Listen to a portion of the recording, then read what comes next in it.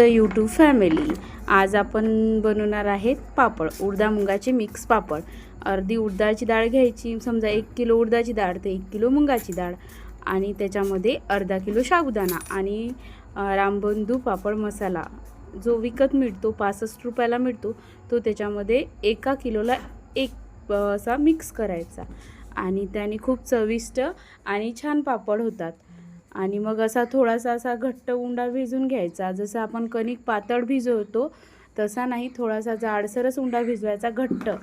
आणि मग नंतर तुम्ही पाहू शकता एक पॉलिथिन घ्यायची आणि त्याला गुंडाळून घ्यायचं छान आणि थोडंसं म्हणजे 3 ते 4 घंटे होल्ड करायचं।